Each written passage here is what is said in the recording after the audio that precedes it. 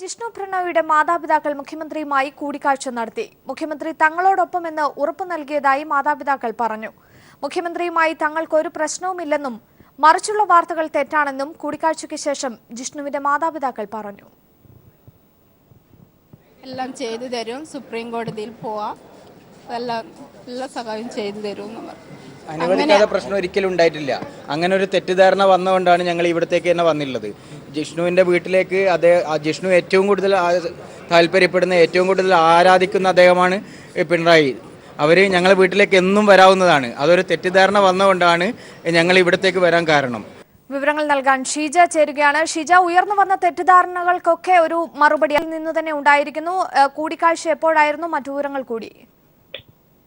4 മണിയോട് കൂടിയാണ് ജിഷ്ണു പ്രണോയിയുടെ അച്ഛനും അമ്മയും ഇവിടെ സെക്രട്ടേറിയറ്റിലെത്തി മുഖ്യമന്ത്രിയുമായി കൂടിക്കാഴ്ച നടത്തിയത്. അവർ പ്രധാനമായും 5 നിർദ്ദേശങ്ങളും ശുപാർശകൾ അടങ്ങിയ ഒരു കത്തും മുഖ്യമന്ത്രിക്ക് കൈമാറിയിട്ടുണ്ട്. ഇതിൽ കൂടിക്കാഴ്ചയ്ക്ക് ശേഷം അവർ വ്യക്തമാക്കിയത് കൂടിക്കാഴ്ചയിൽ തങ്ങൾ പൂർണ്ണ തൃപ്തരാണ്. പ്രത്യേകിച്ചും മുഖ്യമന്ത്രി തങ്ങളുടെ വീട്ടിൽ വരുന്നതുമായി ബന്ധപ്പെട്ട് ചില തെറ്റിദ്ധാരണ പരത്തുന്ന വാർത്തകൾ പുറത്തു വന്നിരുന്നു. തങ്ങൾക്ക് മുഖ്യമന്ത്രിയുമായി യാതൊരുവിധ പ്രശ്നങ്ങളുമില്ല.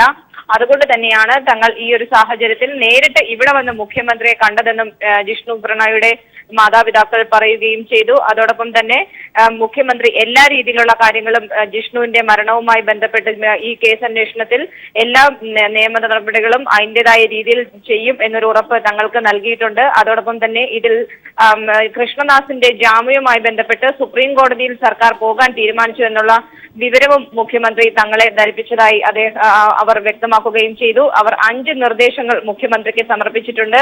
ഇതിൽ പ്രധാനമായും ആവശ്യപ്പെടുന്നത്, ഒന്ന്, ജിഷ്ണുവിന്റെ കേസ് ആദ്യം അന്വേഷിച്ച പോലീസ് ഉദ്യോഗസ്ഥർ അത് അട്ടിമറിക്കാൻ ശ്രമിച്ചു. ആ പോലീസ് ഉദ്യോഗസ്ഥർക്കെതിരെ നടപടി വേണം എന്ന് അവർ ആവശ്യപ്പെടുന്നുണ്ട്. മറ്റൊന്ന്, പോസ്റ്റ്മോർട്ടം റിപ്പോർട്ട്. ജിഷ്ണുവിന്റെ പോസ്റ്റ്മോർട്ടം റിപ്പോർട്ട് അട്ടിമറിക്കാൻ ശ്രമം നടന്നിട്ടുണ്ട്. അതുകൊണ്ട് അവർക്ക് ആരാണോ അട്ടിമറിക്കാൻ ശ്രമിച്ചത് അവർക്കെതിരെ നടപടി ഉണ്ടാകണം. ഒരു PG വിദ്യാർത്ഥിയുടെ ഭാഗത്ത് നിന്ന് കടുത്ത അനാസ്ഥ തന്നെയാണ് ഉണ്ടായിട്ടുള്ളത്. ആ വിദ്യാർത്ഥിക്കെതിരെയും നടപടി വേണം എന്ന് ഇവർ ആവശ്യപ്പെടുന്നുണ്ട് സർക്കാർ മുഖ്യമന്ത്രിയുമായുള്ള കൂടിക്കാഴ്ചയിൽ. അതോടൊപ്പം തന്നെ കൃഷ്ണദാസിന്റെ ജാമ്യവുമായി ബന്ധപ്പെട്ട് ജാമ്യം ലഭിക്കാൻ കാരണക്കാരനായത് മല്ലേരി ശ്രീധരൻ നായരാണ്. DGP മല്ലേരി ശ്രീധരൻ നായർക്കെതിരെ നിയമപരമായി എന്തെങ്കിലും ചെയ്യാൻ സാധിക്കുമെങ്കിൽ ആ രീതിയിൽ ചെയ്ത് സഹായിക്കണം എന്നും അവർ മുഖ്യമന്ത്രിയോട് ആവശ്യപ്പെട്ടിട്ടുണ്ട്. അതോടൊപ്പം തന്നെ കൃഷ്ണദാസിനെയും മറ്റ് പ്രതികളെ എല്ലാവരെയും ജയിലിലടയ്ക്കാനുള്ള നടപടികൾ മുഖ്യമന്ത്രിയുടെ ഭാഗത്ത് നിന്നും ഉണ്ടാകണം എന്നും അവർ ആവശ്യപ്പെട്ടിട്ടുണ്ട്. ഈ കാര്യങ്ങളെല്ലാം അനുഭാവപൂർവ്വം പരിഗണിക്കുകയും ഈ നിലവിൽ കേസന്വേഷണവുമായി ബന്ധപ്പെട്ട് എല്ലാ കാര്യങ്ങളും സർക്കാരിന് ചെയ്യാൻ സാധിക്കുന്നതെല്ലാം ചെയ്തിട്ടുണ്ട് എന്ന് മുഖ്യമന്ത്രി വ്യക്തമാക്കുകയും ചെയ്തു. ഇതിൽ തുടർന്നും നിയമപരമായി എന്തൊക്കെ ചെയ്യാൻ സാധിക്കുമോ അതൊക്കെ ചെയ്യുമെന്നും മുഖ്യമന്ത്രി ജിഷ്ണുവിന്റെ കുടുംബത്തിന് ഉറപ്പ് നൽകിയിട്ടുണ്ട്. ഒപ്പം ജിഷ്ണുവിന്റെ കുടുംബത്തോടൊപ്പം തന്നെയാണ് സർക്കാർ എന്നൊരു ഉറപ്പും അവർക്ക് നൽകിയിട്ടുണ്ട്. അതുകൊണ്ട് തന്നെ പൂർണ്ണ തൃപ്തിയോടെയാണ് തങ്ങൾ ഇവിടെ നിന്നും മടങ്ങുന്നതെന്ന് മാതാപിതാക്കൾ വ്യക്തമാക്കുകയും ചെയ്തു. അഞ്ജു. ശരി, ഷീജയാണ് വിവരങ്ങൾ നൽകിയത്. മറ്റു വാർത്തകളിലേക്ക്. മോദിയുടെ പരിപാടിയിൽ തട്ടമിട്ട ജനപ്രതിനിധിക്ക് വിലക്കേർപ്പെടുത്തി. വയനാട് മൂപ്പിനാട് പഞ്ചായത്ത് പ്രസിഡന്റ് ഷഹർബാനത്തിനെയാണ് ഗുജറാത്തിൽ നടന്ന പരിപാടിയിൽ നിന്നും വിലക്കിയത്. വനിതാ ദിനത്തോടനുബന്ധിച്ച പരിപാടിയിൽ പങ്കെടുക്കാനെത്തിയ ഷഹർബാനത്തിനെ തട്ടമിട്ടവർ പങ്കെടുക്കേണ്ടെന്ന് പറഞ്ഞ് വിലക്കുകയായിരുന്നു. വിവരങ്ങൾ PV കുട്ടൻ തരും. കുട്ടൻ, വനിതാ ദിനത്തിൽ തന്നെ ഒരു വനിതയ്ക്ക്, പ്രത്യേകിച്ച് ഒരു ജനപ്രതിനിധിക്ക് നേരെ ഉണ്ടായ ഒരു അതിക്രമം എന്ന് തന്നെ ഒരുപക്ഷെ സൂചിപ്പിക്കേണ്ടി വരും. അതും കേന്ദ്ര സർക്കാർ സംഘടിപ്പിച്ച ഒരു പരിപാടിയിൽ. എങ്ങനെ വേണം ഇതിനെ ന്യായീകരിക്കാൻ? ഒരിക്കലും ആവില്ല. എങ്ങനെ വേണം വിലയിരുത്താൻ? അഞ്ജു, ലോക വനിതാ ദിനത്തോടനുബന്ധിച്ചാണ് കേന്ദ്ര സർക്കാർ ഗുജറാത്ത് സർക്കാരുമായി സഹകരിച്ച് അഹമ്മദാബാദിൽ സ്വച്ഛ് ശക്തി ക്യാമ്പ് സംഘടിപ്പിച്ചത്. സ്ത്രീ ശാക്തീകരണത്തിന്റെ പേരിൽ നടത്തിയ ക്യാമ്പിൽ മോദിയുടെ ഗുജറാത്ത് മോഡലിന്റെ വിശദീകരണമായിരുന്നു 2 ദിവസങ്ങളിലും നടന്നത്. രാജ്യത്തിന്റെ വിവിധ ഭാഗങ്ങളിൽ നിന്നായി 6000-ലധികം വനിതാ ജനപ്രതിനിധികളാണ് ഈ ക്യാമ്പിൽ പങ്കെടുക്കുന്നത്. പ്രധാനമന്ത്രി നരേന്ദ്രമോദി ഇന്ന് ഉച്ചയോടുകൂടി ഈ ക്യാമ്പിനെ അഭിസംബോധന ചെയ്തിരുന്നു. ഈ ചടങ്ങിൽ പങ്കെടുക്കാനെത്തിയപ്പോഴാണ് വയനാട്ടിലെ മുപ്പേനാട് ഗ്രാമപഞ്ചായത്ത് പ്രസിഡന്റും മുസ്ലിം ലീഗിന്റെ പ്രതിനിധിയുമായ ഷഹർബാനത്തിനെ സംഘാടകർ തടഞ്ഞത്. ഷഹർബാനത്ത് തട്ടമിട്ടാണ് ഈ ചടങ്ങിൽ പങ്കെടുക്കാൻ വേണ്ടിയത്. അവരുടെ വസ്ത്രധാരണ രീതി അങ്ങനെയായിരുന്നു.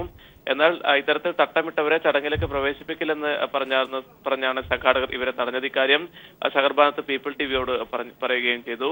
അതുപോലെ തന്നെ ഇത്തരത്തിൽ തട്ടമിട്ടെത്തിയ കണ്ണൂർ, കാസർഗോഡ് ജില്ലകളിലെ വനിതാ ജനപ്രതിനിധികളെയും സംഘാടകർ തടഞ്ഞിരുന്നു. പിന്നീട് കേരളത്തിലെ പ്രതിനിധികൾ വലിയ പ്രതിഷേധം ഉയർത്തതോടുകൂടിയാണ് സംഘാടകർ ഇവരെ അകത്തേക്ക് കടത്തിവിടാൻ തയ്യാറായത്. അഞ്ജു, കുട്ടൻ, ഇത്തരത്തിലുള്ള സംഭവത്തിൽ പ്രതിഷേധം അറിയിച്ചതിനെ തുടർന്ന് ഇവർക്കെതിരെ അതിരൂക്ഷമായ വിമർശനവും അപമാനവും ഒക്കെ നേരിടേണ്ടി വന്നതായുള്ള സൂചനകൾ കൂടിയുണ്ട്. അക്കാര്യത്തിലുള്ള വിശദീകരണം ഇവരുടെ ഭാഗത്തുനിന്ന് എന്താണ് അറിയിച്ചത്? അഞ്ജു, ഇവർ വലിയ പ്രതിഷേധത്തിൽ തന്നെയായിരുന്നു കേരളത്തിൽ നിന്നുള്ള പ്രതിനിധികൾ ഉണ്ടായിരുന്നത്. സ്ത്രീ ശാക്തീകരണത്തിന്റെ ഒക്കെ പേരിൽ വനിതാ ദിനത്തിൽ നടത്തിയ ഒരു ചടങ്ങിൽ ഈ ചടങ്ങിൽ പങ്കെടുക്കേണ്ട വനിതാ ജനപ്രതിനിധിയുടെ വസ്ത്രധാരണത്തിനുള്ള സ്വാതന്ത്ര്യം പോലും നിഷേധിച്ചു എന്ന പരാതിയാണ് ഈ ജനപ്രതിനിധികൾക്കുള്ളത്. അവർ ഇക്കാര്യം ബന്ധപ്പെട്ടവരെ അറിയിച്ചു എന്നാണ് നമുക്ക് അറിയാൻ കഴിയുന്ന വിവരം. ഏതാണ്ട് 6000-ലധികം പ്രതിനിധികളാണ് ഈ ചടങ്ങിൽ പങ്കെടുത്തിരുന്നത്. കേരളത്തിൽ നിന്നും 100 ജനപ്രതിനിധികൾ, വനിതാ ജനപ്രതിനിധികൾ ഈ ചടങ്ങിൽ പങ്കെടുത്തു. ഈ സമയത്താണ് ഷഹർബാനത്ത് എന്ന് പറയുന്ന വയനാട്ടിൽ നിന്നുള്ള പഞ്ചായത്ത് പ്രസിഡന്റ് ഇത്തരം ഒരു അപമാനം നേരിടേണ്ടി വന്നത്. ശരി, PV കുട്ടനാണ് വിവരങ്ങൾ നൽകിയത്. ഗുജറാത്തിൽ സ്വച്ഛ് ഭാരത് മിഷന്റെ പരിപാടിക്കെത്തിയ തങ്ങളെ സുരക്ഷാ കാരണങ്ങൾ പറഞ്ഞ് വിലക്കുകയായിരുന്നുവെന്നും തട്ടം ഊരിയ ശേഷമാണ് കടത്തിവിട്ടതെന്നും ഷഹർബാനത്ത് പറഞ്ഞു. അവിടെ ഞങ്ങള് അതിന്റെ പരിപാടി നടക്കുന്ന ഹാളിലേക്ക് കയറിയപ്പോൾ സുരക്ഷാ ഉദ്യോഗസ്ഥരും മഫ്ത ധരിച്ചു വന്ന് തന്നെ തടയുകയും മഫ്ത അഴിച്ചു വെച്ചിട്ട് കറുത്ത മഫ്ത ധരിച്ചുകൊണ്ട് അകത്തേക്ക് കടത്തി വിടാൻ സാധിക്കില്ല എന്ന രീതിയിൽ സംസാരിക്കുകയും അതെന്നോട് അഴിച്ചു വെക്കാൻ ആവശ്യപ്പെടുകയും തലയിൽ നിന്ന് അഴിച്ച് വെക്കുന്ന രീതിയിൽ സംസാരിക്കുകയും ചെയ്തു. ഉജ്ജയിൻ ട്രെയിൻ സ്ഫോടനം രാജ്യത്ത് IS തീവ്രവാദികൾ നടത്തിയ ആദ്യ ആക്രമണമെന്ന് കേന്ദ്ര ആഭ്യന്തര മന്ത്രാലയം. ആസൂത്രണനെന്ന് കരുതപ്പെടുന്ന സെയ്ഫുള്ള ഉത്തർപ്രദേശ് പോലീസുമായുള്ള ഏറ്റുമുട്ടലിൽ കൊല്ലപ്പെട്ടു. ഇയാളുടെ പക്കൽ നിന്നും IS പതാകയും ട്രെയിൻ ടൈം ടേബിളും കണ്ടെത്തിയതായി പോലീസ് അറിയിച്ചു. 8ഓളം പേരെ 2 സംസ്ഥാനങ്ങളിൽ നിന്നായി പിടികൂടിയിട്ടുണ്ട്. ഭോപ്പാലിൽ നിന്നും ഉജ്ജയിനിലേക്കുള്ള പാസഞ്ചർ ട്രെയിനിൽ ജാബി റെയിൽവേ സ്റ്റേഷൻ വെച്ച് ഇന്നലെ രാവിലെയോടെയാണ് സ്ഫോടനമുണ്ടായത്. 10ഓളം പേർക്ക് പരിക്കേറ്റ സംഭവത്തെക്കുറിച്ച് ഉത്തർപ്രദേശ്, മധ്യപ്രദേശ് പോലീസ് സംയുക്തമായി നടത്തിയ അന്വേഷണത്തിൽ IS ബന്ധം കണ്ടെത്തി. 8ഓളം പേരെ ഇരു സംസ്ഥാനങ്ങളിലെ വിവിധ ഭാഗങ്ങളിൽ നിന്നും അറസ്റ്റ് ചെയ്തു. സംഭവം ആസൂത്രണം ചെയ്തുവെന്ന് കരുതപ്പെടുന്ന IS തീവ്രവാദി സെയ്ഫുള്ളയെ ജീവനോടെ പിടികൂടാനുള്ള പോലീസിന്റെ ശ്രമം പരാജയപ്പെട്ടു. ഇയാൾ ഒളിച്ചിരുന്ന വസതി പോലീസ് വളഞ്ഞു. 2 മണിക്കൂറോളം നീണ്ട വെടിവെപ്പിന് ശേഷം സെയ്ഫുള്ള കൊല്ലപ്പെട്ടു. ഇയാളുടെ വസതിയിൽ നിന്നും IS പതാകയും സ്ഫോടനം നടന്ന ട്രെയിനിനെക്കുറിച്ചുള്ള വിവരങ്ങളടങ്ങിയ രേഖകളും ലഭിച്ചു. ഇറാഖിലും സിറിയയിലും നിലനിൽപ്പ് അപകടത്തിലായതിനെ തുടർന്ന് ഇന്ത്യയിലേക്ക് പ്രവർത്തനം വ്യാപിപ്പിക്കുന്നതിന്റെ ഭാഗമായാണ് സ്ഫോടനം എന്ന് സംശയിക്കുന്നതായി ഉത്തർപ്രദേശ് തീവ്രവാദി വിരുദ്ധ സേനാ തലവൻ അറിയിച്ചു. കഴിഞ്ഞ വർഷം രാജ്യത്തിന്റെ വിവിധ ഭാഗങ്ങളിൽ നിന്നായി 60ഓളം IS അനുഭാവികളെ NIA പിടികൂടിയിരുന്നു. എന്നാൽ ഇതാദ്യമായാണ് IS നേരിട്ട് ഇന്ത്യയിൽ ഒരു ആക്രമണം നടത്തുന്നതെന്ന് കേന്ദ്ര ആഭ്യന്തര വകുപ്പ് പറയുന്നു. News bureau, Delhi. വാളയാർ പീഡനം അന്വേഷണ ചുമതലയിൽ നിന്നും വാളയാർ SIയെ മാറ്റി. നാർക്കോട്ടിക് സെൽ DYSP MJ സോജനാണ് അന്വേഷണ ചുമതല. വാളയാർ പീഡനത്തിൽ പോലീസിന് വീഴ്ച പറ്റിയോ എന്ന് അന്വേഷിക്കും. വിവരങ്ങൾ ലതീഷ് നൽകും. ലതീഷ്, മറ്റു വിവരങ്ങൾ കൂടി. ഉത്തരമേഖല DGP രാജേഷ് ദിവാന്റെ നിർദ്ദേശപ്രകാരമാണ് കേസന്വേഷണ ചുമതല ഇപ്പോൾ Palakkad narcotic cell DYSP MJ സോജന് കൈമാറിയിരിക്കുന്നത്. മൂത്ത കുട്ടിയുടെ മരണം അന്വേഷിക്കുന്നതിൽ വാളയാർ SI PC ചാക്കോയ്ക്ക് വീഴ്ച പറ്റിയെന്ന ആക്ഷേപം ഉയർന്ന സാഹചര്യത്തിൽ പുതിയ സംഘത്തിൽ നിന്ന് അദ്ദേഹത്തെ ഒഴിവാക്കിയിട്ടുണ്ട്. കേസിന്റെ മേൽനോട്ട ചുമതല ഉണ്ടായിരുന്ന ASP പൂങ്കുഴലി, അതേപോലെ തന്നെ പ്രത്യേക സംഘത്തെ നയിച്ച ഹേമാംബിക നഗർ CI പ്രേമാനന്ദകൃഷ്ണൻ എന്നിവർ പുതിയ ടീമിൽ തുടരും. ആദ്യ മരണം അന്വേഷിക്കുന്നതിൽ ചുമതലയിൽ ഉണ്ടായിരുന്ന പോലീസ് ഉദ്യോഗസ്ഥർക്ക് വീഴ്ച പറ്റിയോ എന്നും അന്വേഷിക്കുന്നുണ്ട്. ഇതിന്റെ റിപ്പോർട്ട് 3 ദിവസത്തിനകം പാലക്കാട് SPയുടെ ചുമതല വഹിക്കുന്ന മലപ്പുറം ജില്ലാ പോലീസ് മേധാവി ദേവേഷ് കുമാർ ബെഹ്റയ്ക്ക് കൈമാറണമെന്നാണ് ഇപ്പോൾ വന്നിരിക്കുന്ന ഉത്തരവ്. പ്രതികൾക്ക് മേൽ പോക്സോ വകുപ്പ് കൂടാതെ ആത്മഹത്യാ പ്രേരണ കുറ്റം ചുമത്താനും പോലീസ് ഇപ്പോൾ തീരുമാനിച്ചിട്ടുണ്ട്. മൂത്ത കുട്ടിയുടെ മരണത്തിൽ കൂടുതൽ വിവരങ്ങൾ പോലീസിന് ലഭിച്ചിട്ടുണ്ടെങ്കിലും കൊലപാതകം തെളിയിക്കുന്ന സൂചനകളൊന്നും ലഭിച്ചിട്ടില്ല എന്നാണ് നമുക്ക് ഇപ്പോൾ ലഭിക്കുന്ന വിവരം. കസ്റ്റഡിയിലുള്ള പ്രതികളെ ചോദ്യം ചെയ്യുന്നത് തുടരുകയാണ്. അറസ്റ്റ് വൈകാതെ ഉണ്ടാകുമെന്നാണ് നമുക്ക് ലഭിക്കുന്ന വിവരം. ശരി, ലതീഷാണ് വിവരങ്ങൾ നൽകിയത്. വാളയാറിൽ ദുരൂഹ സാഹചര്യത്തിൽ ആദ്യം കുട്ടി മരിച്ച സംഭവത്തിൽ പോലീസിന് വീഴ്ചയുണ്ടായെന്ന ആക്ഷേപം. കുട്ടിയുടെ മരണം മനോവിഷമം കാരണമാണെന്ന് FIR. കസ്റ്റഡിയിലുള്ളവരെ ചോദ്യം ചെയ്യൽ തുടരുകയാണ്. വാളയാറിൽ മരിച്ച മൂത്ത കുട്ടിയുടെ മരണം അന്വേഷിക്കുന്നതിൽ പോലീസിന് വീഴ്ച വന്നതായാണ് ഉയരുന്ന ആക്ഷേപം. മരണത്തിൽ സംശയമുണ്ടെന്ന് അമ്മ മൊഴി നൽകിയിട്ടും പോലീസ് ജാഗ്രത കാണിച്ചില്ല. വാളയാർ പോലീസ് രജിസ്റ്റർ ചെയ്ത കേസിൽ കുട്ടിയുടെ മരണം മനോവിഷമം കാരണമാണെന്നാണ് പറയുന്നത്. അസ്വാഭാവിക മരണത്തിനാണ് കേസെടുത്തതും. സാക്ഷിമൊഴികളിൽ നിന്ന് വിരുദ്ധമാണ് FIR. പോലീസിന് വീഴ്ച ഉണ്ടായോ എന്ന് അന്വേഷിക്കണമെന്ന് പുതുശ്ശേരി ഗ്രാമപഞ്ചായത്ത് പ്രസിഡന്റ് K ഉണ്ണികൃഷ്ണൻ പറഞ്ഞു. ചേച്ചി മരണപ്പെടുന്നതിന് ശേഷം പോലീസിൻ്റെ അന്വേഷണത്തിൽ നിന്നൊരു ചെറിയൊരു പകപ്പഴ പറ്റിയിട്ടുണ്ടെന്നുള്ളൊരു സംശയം നമ്മുടെ പൊതുജനങ്ങൾക്കും പൊതുവെ നമ്മുടെ ഈ പ്രദേശത്തെ ആൾക്ക് ഞെട്ടലോടെയാണ് ഈ സംഭവം കാണുന്നത്. ലോക്കൽ പോലീസിൻ്റെ ഭാഗത്തു നിന്നുള്ള അന്വേഷണം നല്ല രീതിയിലാണെങ്കിൽ ഈ കുട്ടീൻ്റെ ഒരു മരണം നമുക്ക് രക്ഷപ്പെടുത്താമായിരുന്നു എന്നുള്ള ഒരു പരക്കെ ഒരു ഞെട്ടലോടെയാണ് നമ്മുടെ പ്രദേശവാസികൾ പറയുന്നത്. മൂത്ത കുട്ടിയും ലൈംഗിക പീഡനത്തിന് ഇരയായതായി പുറത്തുവന്ന പോസ്റ്റ്മോർട്ടം റിപ്പോർട്ട് വ്യക്തമാക്കുന്നു. ബന്ധുവടക്കം കസ്റ്റഡിയിലുള്ളവരെ ചോദ്യം ചെയ്തതിൽ നിന്ന് 2 മരണവും തമ്മിൽ ബന്ധപ്പെടുത്തുന്ന വിവരങ്ങൾ അന്വേഷണ സംഘത്തിന് ലഭിച്ചിട്ടില്ല. അച്ഛനെയും അമ്മയെയും പോലീസ് വീണ്ടും ചോദ്യം ചെയ്തു. പോക്സോ വകുപ്പ് ചുമത്തിയാണ് അന്വേഷണം പുരോഗമിക്കുന്നത്. News bureau, Palakkad. കോഴിക്കോട് ജില്ലാ ശിശുക്ഷേമ സമിതി വയനാട് ജില്ലയുടെ അധിക ചുമതല ഏറ്റെടുത്തു. വൈദികൻ പ്രതിയായ കൊട്ടിയൂർ പീഡനക്കേസുമായി ബന്ധപ്പെട്ട് സർക്കാർ വയനാട് ശിശുക്ഷേമ സമിതി മരവിപ്പിച്ചിരുന്നു. ഇതിനെ തുടർന്നാണ് കോഴിക്കോട് CWCക്ക് അധിക ചുമതല നൽകിയത്. വയനാട് ജില്ലാ അധ്യക്ഷനായിരുന്ന ഫാദർ തോമസ് തേരകത്തെയും സമിതി അംഗം സിസ്റ്റർ ബെറ്റി ജോസിനെയും സർക്കാർ നീക്കം ചെയ്യുകയും മറ്റു 3 അംഗങ്ങളെ താൽക്കാലികമായി മാറ്റി നിർത്തുകയും ചെയ്തിരുന്നു.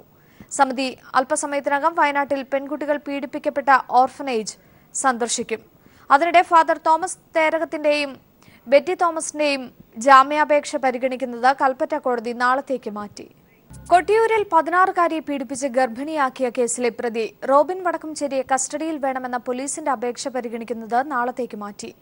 പ്രോസിക്യൂട്ടർ സത്യവാങ്മൂലം നൽകാത്തതിനാലാണ് നാളത്തേക്ക് മാറ്റിയത്.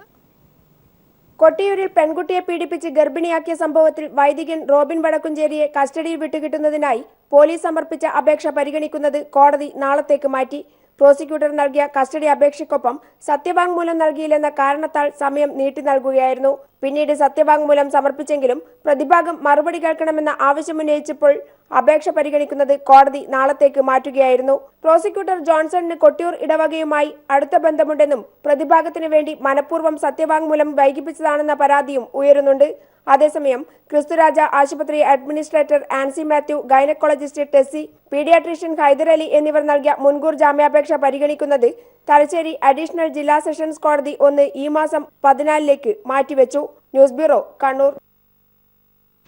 ആലുവ ബിനാനിപ്പുറത്ത് പിഞ്ചുകുട്ടികളെ പീഡിപ്പിച്ച അയൽവാസി അറസ്റ്റിൽ. 3ഉം 7ഉം വയസ്സുള്ള കുട്ടികളെ പീഡിപ്പിച്ച ഉണ്ണി തോമസ് ആണ് അറസ്റ്റിലായത്. വിവരങ്ങളുമായി സാലി മുഹമ്മദ് ചേരുകയാണ്. സാലി, മറ്റൊരു ഞെട്ടിപ്പിക്കുന്ന പീഡന കഥ കൂടി പുറത്തുവരികയാണോ? എന്താണ് ഉണ്ടായത്? ഉമേഷ്, പറഞ്ഞോളൂ. 5 ആലുവ മുപ്പത്തടത്താണ് സംഭവം. 3ഉം 7ഉം വയസ്സുള്ള സഹോദരിമാരാണ് അയൽവാസിയുടെ പീഡനത്തിനിരയായത്. കാരോത്തുകുഴി സ്വദേശി 52 വയസ്സുള്ള ഉണ്ണി തോമസിനെ പോലീസ് അറസ്റ്റ് ചെയ്തു. കഴിഞ്ഞ ഡിസംബറിലാണ് ഉണ്ണി തോമസ് പെൺകുട്ടികളെ ഇയാളുടെ വീട്ടിൽ വെച്ച് പീഡിപ്പിച്ചത്. തുടർന്ന് പലതവണ ഇയാൾ പെൺകുട്ടികളെ ശാരീരികമായി ഉപദ്രവിച്ചു. ഇതിനിടെ കുട്ടികൾക്ക് അണുബാധയുണ്ടായി. ഉണ്ണി തോമസിന്റെ ഭീഷണിയെ തുടർന്ന് കുട്ടികൾ വിവരം പുറത്തു പറഞ്ഞിരുന്നില്ല. പിന്നീട് സ്കൂളിൽ വെച്ച് അധ്യാപികയോട് കുട്ടികൾ വിവരം പറയുകയായിരുന്നു. അധ്യാപിക ചൈൽഡ് ലൈൻ പ്രവർത്തകരെ വിവരം അറിയിച്ചു. ചൈൽഡ് ലൈൻ പ്രവർത്തകർ ഉടൻ തന്നെ പോലീസിൽ വിവരം അറിയിക്കുകയായിരുന്നു. പെൺകുട്ടികളുടെ വിശദമായി എടുത്ത ശേഷം പോലീസ് ഉണ്ണി തോമസിനെ അറസ്റ്റ് ചെയ്യുകയായിരുന്നു. ഇയാളെ പോലീസ് വിശദമായി ചോദ്യം ചെയ്തു വരികയാണ്. ഇന്ന് തന്നെ കോടതിയിൽ ഹാജരാക്കും എന്നാണ് അറിയാൻ കഴിഞ്ഞിരിക്കുന്നത്. ശരി, ഉമേഷാണ് വിവരങ്ങൾ നൽകിയത്. വീടിനുള്ളിൽ കയറി യുവതിയെ പീഡിപ്പിക്കാൻ ശ്രമിച്ച അന്യസംസ്ഥാന തൊഴിലാളിയെ അരമണിക്കൂറിനുള്ളിൽ പോലീസ് പിടികൂടി. തിരുവനന്തപുരം മൺവിള സ്വദേശിനിയായ യുവതിയെ വീടിനുള്ളിൽ കയറി പീഡിപ്പിക്കാൻ ശ്രമിച്ച മിഡ്നാപൂർ സ്വദേശി ഘനശ്യാമിനെ തൊഴിലാളി ക്യാമ്പിൽ നിന്നാണ് പിടികൂടിയത്. അരിക്കച്ചവടം നടക്കുന്ന വീട്ടിലെ പെൺകുട്ടിയായ 22-കാരിക്ക് നേരെയാണ് ഇന്ന് രാവിലെ അതിക്രമമുണ്ടായത്. സ്ത്രീകൾക്കും കുട്ടികൾക്കുമെതിരായ അതിക്രമങ്ങൾ തടയുന്നതിൽ സർക്കാർ പരാജയപ്പെട്ടുവെന്ന് ആരോപിച്ച് പ്രതിപക്ഷം കൊണ്ടുവന്ന അടിയന്തര പ്രമേയ നോട്ടീസിന് ചർച്ച അനുവദിക്കാത്തതിൽ പ്രതിഷേധിച്ച് പ്രതിപക്ഷം നിയമസഭയിൽ നിന്നും ഇറങ്ങിപ്പോയി. സ്ത്രീകൾക്കും കുട്ടികൾക്കും നേരെയുണ്ടായ എല്ലാ ലൈംഗിക അതിക്രമ കേസുകളിലെയും കുറ്റവാളികളെ ആകെ പുറത്തു കൊണ്ടുവരുമെന്ന് മുഖ്യമന്ത്രി സഭയിൽ വ്യക്തമാക്കി. കൊട്ടിയൂർ പീഡനത്തിൽ ദൈവത്തിന്റെ പ്രതിനിധി അപരാധിയാകുന്നതാണ് കണ്ടത്. പ്രതികൾ എത്ര ഉന്നതരായാലും ഏത് തരത്തിലുള്ള പരിവേഷമുള്ളവരാണെങ്കിലും അവരെ ആരെയും സംരക്ഷിക്കുന്ന നിലപാട് സർക്കാരിന്റെ ഭാഗത്തു നിന്നുണ്ടാവില്ലെന്നും മുഖ്യമന്ത്രി സഭയിൽ ഉറപ്പു നൽകി. എന്നാൽ സ്ത്രീകളുടെ കണ്ണുനീർ വീണ സർക്കാരാണിതെന്ന് പ്രതിപക്ഷ നേതാവ് രമേശ് ചെന്നിത്തല ആരോപിച്ചു. ഒരു ദേശീയ വനിതാ ദിനം കൂടി ആചരിക്കുന്നു. സംസ്ഥാനത്ത് സ്ത്രീ സുരക്ഷ തകർന്നിരിക്കുകയാണ്. ഗുരുതരമായ ഈ സ്ഥിതിവിശേഷം ചർച്ച ചെയ്യണമെന്നാവശ്യപ്പെട്ട് കെ മുരളീധരനാണ് അടിയന്തര പ്രമേയ നോട്ടീസ് നൽകിയത്. വാളയാറിൽ ആദ്യത്തെ പെൺകുട്ടിയുടെ മരണത്തിൽ പോലീസ് ഫലപ്രദമായ നടപടി സ്വീകരിച്ചിട്ടില്ല. ഇതാണ് രണ്ടാമത്തെ കുട്ടിയുടെ മരണത്തിന് വഴിവെച്ചത്. പോലീസ് വിഷയത്തെ ലാഘവബുദ്ധിയോടെ കണ്ടു. രാസപദാർത്ഥം ഉപയോഗിച്ച് ആകാശത്ത് നിന്ന് കൃത്രിമ മഴ പെയ്യിക്കാൻ ഒരുങ്ങുന്ന മുഖ്യമന്ത്രി പെൺകുട്ടികളുടെ കരച്ചിൽ കേൾക്കുന്നില്ലെന്നും കെ മുരളീധരൻ കുറ്റപ്പെടുത്തി. അതേസമയം പ്രതിപക്ഷം ഉന്നയിച്ച വാളയാർ, കണ്ണൂർ, കൊട്ടിയൂർ, കൽപ്പറ്റ തുടങ്ങിയ സ്ഥലങ്ങളിൽ പെൺകുട്ടികൾക്ക് നേരെയുണ്ടായ അതിക്രമങ്ങളിൽ പോസ്കോ വകുപ്പ് പ്രകാരം കേസെടുത്ത് അന്വേഷണം പുരോഗമിക്കുകയാണെന്ന് മുഖ്യമന്ത്രി മറുപടിയായി സഭയെ അറിയിച്ചു. എല്ലാ കേസുകളിലും പോലീസ് ശക്തമായി നടപടി സ്വീകരിക്കും. കഴിഞ്ഞ 10 വർഷത്തിനുള്ളിൽ ലൈംഗികാതിക്രമ കേസുകൾ ഉൾപ്പെട്ട പ്രതികളുടെ ലിസ്റ്റ് തയ്യാറാക്കാൻ SP-മാർക്ക് നിർദ്ദേശം നൽകിയിട്ടുണ്ട്. TP സെൻകുമാറിനെ DGP സ്ഥാനത്ത് നിന്ന് മാറ്റിയത് യോഗ്യതയില്ലാത്തതുകൊണ്ടാണ്, അല്ലാതെ ജിഷ കേസുമായി ബന്ധപ്പെട്ടല്ലെന്നും മുഖ്യമന്ത്രി സഭയിൽ പറഞ്ഞു. കേസുകളിൽ പ്രതികൾ എത്ര ഉന്നതരായാലും ഏതു തരത്തിലുള്ള പരിവേഷമുള്ളവരായാലും അവരെ സംരക്ഷിക്കുകയില്ലെന്നും മുഖ്യമന്ത്രി ആവർത്തിച്ച് വ്യക്തമാക്കി. പോസ്റ്റ്മോർട്ടം റിപ്പോർട്ടിന്റെ ഭാഗമായി സംശയങ്ങൾ ഉയർന്നു. അത് കെമിക്കൽ എക്സാമിനേഷൻ അയച്ചു. അതിൻ്റെ റിപ്പോർട്ട് കിട്ടിയതോടെ പോലീസ് ഫലപ്രദമായി തന്നെ ഇടപെട്ടിട്ടുണ്ട്. ഇപ്പോൾ എല്ലാ ഇതുമായി ബന്ധപ്പെട്ടവരും പോലീസിൻ്റെ ശക്തമായ നിരീക്ഷണ വലയത്തിനുള്ളിൽ തന്നെയാണ്. അതിൽ ഒരു തരത്തിലുള്ള ആശങ്കയും ഉണ്ടാകേണ്ടതില്ല. എല്ലാവരും പോലീസ് നിരീക്ഷണത്തിൽ തന്നെ വിട്ടുകഴിഞ്ഞിട്ടുണ്ട്. സ്ത്രീ സുരക്ഷയ്ക്ക് അപകടമുണ്ടാകുന്ന ഒന്നും അനുവദിക്കുകയില്ലെന്നും മുഖ്യമന്ത്രി കൂട്ടിച്ചേർത്തു. മുഖ്യമന്ത്രിയുടെ മറുപടിയെ തുടർന്ന് സ്പീക്കർ അടിയന്തര പ്രമേയത്തിന് അനുമതി നിഷേധിച്ചു. സ്ത്രീകൾക്ക് നേരെയുള്ള അതിക്രമ വാർത്തകൾ സാമൂഹ്യ ജീവിതത്തിന് കനത്ത പ്രത്യാഘാതങ്ങൾ സൃഷ്ടിക്കുന്നുവെന്നും സാംസ്കാരിക തകർച്ചയാണ് ഇത് സൂചിപ്പിക്കുന്നതെന്നും ശൂന്യവേളയിൽ സ്പീക്കർ റൂളിംഗ് നൽകി. സ്ത്രീയുടെ കണ്ണുനീർ വീണ സർക്കാരാണിതെന്നും കേസുകളിൽ പോലീസ് ശക്തമായ നടപടി സ്വീകരിക്കുന്നില്ലെന്നും തുടർന്ന് സംസാരിച്ച പ്രതിപക്ഷ നേതാവ് രമേശ് ചെന്നിത്തല ആരോപിച്ചു. വിഷയം ചർച്ച ചെയ്യാത്തതിനെ തുടർന്ന് പ്രതിപക്ഷം സഭയിൽ നിന്ന് ഇറങ്ങിപ്പോയി. നിയമസഭയിൽ നിന്ന് സുനിൽ അരിമാനൂർ. പാലക്കാട് പെപ്സി കമ്പനി നടത്തുന്ന ജലചൂഷണം തടയാൻ നിയമപരമായ നടപടികൾ എടുക്കുമെന്ന് ജലവിഭവ വകുപ്പ് മന്ത്രി മാത്യു ടി തോമസ്. ജല ഉപയോഗം 75% കുറയ്ക്കണമെന്ന് കമ്പനിയോട് ആവശ്യപ്പെട്ടിരുന്നുവെങ്കിലും ഹൈക്കോടതി വിധി ഇതിന് തടസ്സമാണെന്നും മന്ത്രി നിയമസഭയിൽ പറഞ്ഞു. ഹാരിസൺ മലയാളം ഉൾപ്പെടെ പാട്ടകാലാവധി കഴിഞ്ഞ ഭൂമി ഏറ്റെടുക്കാൻ നിയമനിർമ്മാണം പരിഗണനയിലാണെന്ന് റവന്യൂ മന്ത്രി ഇ ചന്ദ്രശേഖരൻ അറിയിച്ചു. സാധാരണ ജനങ്ങൾക്ക് കുടിവെള്ളം കിട്ടാക്കനിയായി മാറുമ്പോഴാണ് പെപ്സി കമ്പനി ഭൂമി തുരന്ന ജലചൂഷണം നിർവിഘ്നം നടത്തുന്നത്. കടുത്ത വരൾച്ചയ്ക്കിടയിലും കഞ്ചിക്കോട് പെപ്സി കമ്പനി നടത്തുന്ന ജലചൂഷണം തടയണമെന്നാവശ്യപ്പെട്ട് ഭരണപരിഷ്കാര കമ്മീഷൻ ചെയർമാനും സ്ഥലം MLAയുമായ VS അച്യുതാനന്ദനാണ് നിയമസഭയിൽ ഉപക്ഷേപം ഉന്നയിച്ചത്. പെപ്സി കമ്പനിയുടെ സമീപ പ്രദേശങ്ങളിലെ ഭൂഗർഭ ജലവിധാനം 1.8 മീറ്റർ കുറഞ്ഞതായി മറുപടി പറഞ്ഞ ജലവിഭവ വകുപ്പ് മന്ത്രി മാത്യു ടി തോമസ് വ്യക്തമാക്കി. ജലചൂഷണത്തിനെതിരെ നടപടിയെടുക്കാൻ ഹൈക്കോടതി ഉത്തരവ് തടസ്സമാണെങ്കിലും വരൾച്ചയുടെ പശ്ചാത്തലത്തിൽ ദുരന്ത നിവാരണ നിയമമനുസരിച്ച് നടപടി സ്വീകരിക്കുമെന്നും മന്ത്രി പറഞ്ഞു.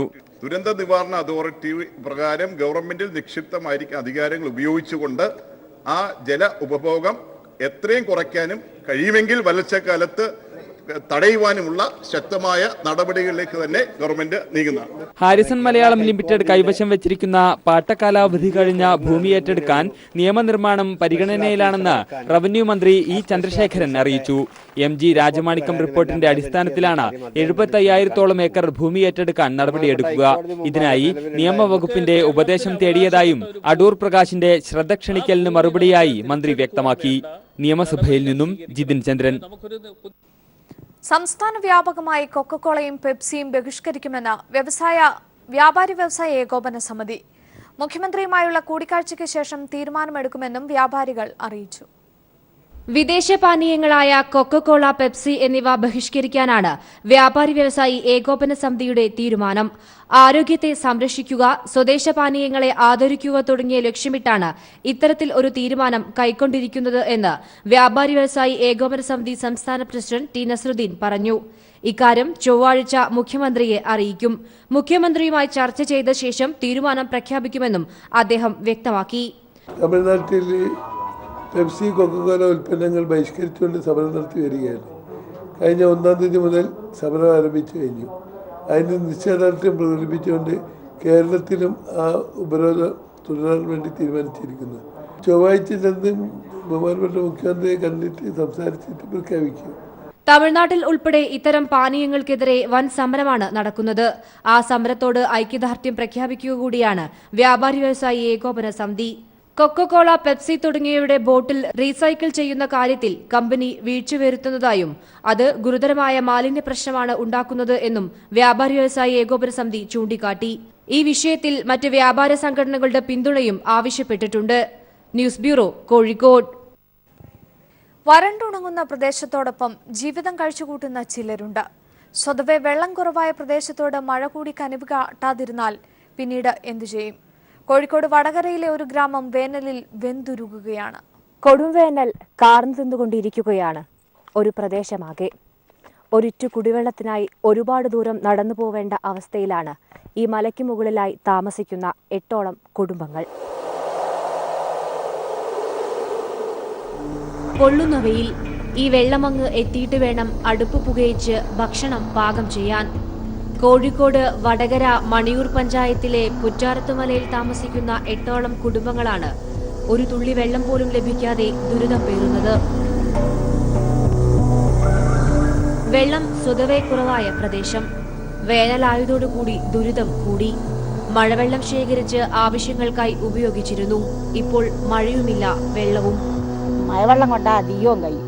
ഇത്തരം ടാങ്ക് കെട്ടിയിട്ട് ഡെയിലി വെള്ളം ഒരു 6 മാസം വരെ ഞങ്ങൾ അതെടുക്കും, അലക്കുവാൻ ഞങ്ങളിങ്ങനെ പറയൂ, ഇങ്ങനെ ഈ എടുക്കറ് ഞങ്ങൾ പറഞ്ഞാൽ ഞങ്ങൾക്ക് ജീവിക്കണ്ടേ, അതുകൊണ്ട് വെള്ളം എടുത്തിട്ട് ഞങ്ങൾ അലക്കുവാലും ചെയ്യാം. കുന്നും മലയും താണ്ടിയാണ് ഒരു തുള്ളി വെള്ളം വീട്ടിലെത്തിക്കാൻ സാധിക്കുക. വെള്ളമില്ലാത്ത വലിയ ബുദ്ധിമുട്ട് തന്നെയാണ്. ഞങ്ങൾ രാവിലെ എണീറ്റ് എല്ലാ പണിയും കഴിഞ്ഞ് വെള്ളത്തിന് പോകണം. വീടിനു ചുറ്റുമുള്ള ചെടികളും മരങ്ങളും വെള്ളം കണ്ട് കാലം മറന്നു. തങ്ങളെപ്പോലെ മഴയ്ക്കായി മറ്റാരും കാത്തിരിക്കുന്നില്ല എന്നാണ് ഇവർ പറയുന്നത്. പഞ്ചായത്തിന്റെ ജലനിധി പദ്ധതിയിൽ ഉൾപ്പെടുത്തിയിട്ടുണ്ടെങ്കിലും വെള്ളം ഇതുവരെയും എത്തിയിട്ടില്ല. കുടിവെള്ളത്തിനായി ഇനി എവിടെ കയറിയിറങ്ങണമെന്നും ഈ കുടുംബങ്ങൾക്ക് അറിയില്ല. ഈ വഴി താണ്ടിയാൽ മാത്രമാണ് ഇവിടുത്തുകാർക്ക് ഒരു തുള്ളി വെള്ളം കിട്ടുക.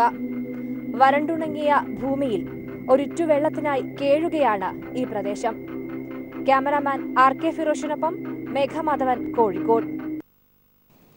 ലോക വനിതാ ദിനത്തിന്റെ ഭാഗമായി ആറ്റിങ്ങൽ പോലീസ് സ്റ്റേഷന്റെ ചുമതല പൂർണ്ണമായും വനിതാ പോലീസിന് നൽകി. സ്റ്റേഷന്റെ മുഖ്യ ചുമതലകളടക്കം വനിതാ പോലീസുകാർക്ക് നൽകിയത് പരാതിയുമായി സ്റ്റേഷനിലെത്തിയവർക്കും കൗതുകമായി. ലോക വനിതാ ദിനാചരണത്തിന്റെ ഭാഗമായിട്ടാണ് ആറ്റിങ്ങൽ പോലീസ് സ്റ്റേഷന്റെ പൂർണ്ണ ചുമതല വനിതാ പോലീസ് ഉദ്യോഗസ്ഥർക്ക് നൽകിയത്. സ്റ്റേഷനിലെ പ്രധാന ഉത്തരവാദിത്തങ്ങളായ GD ചാർജ്, ഡ്യൂട്ടി വിഭജനം അടക്കമുള്ള സുപ്രധാന ചുമതലകൾ വളയിട്ട കൈകൾ ഏറ്റെടുത്തു. 7ഓളം വനിതാ പോലീസ് ഉദ്യോഗസ്ഥരാണ് ഈ ചുമതലകൾ നിർവഹിച്ചത്. മാർച്ച് 8 വനിതാ ദിനമാണ്. ആയതിനാൽ ഇന്ന് പോലീസ് സ്റ്റേഷനിലെ GDയും പാറ ഉൾപ്പെടെ എല്ലാവരും വനിതകളാണ്.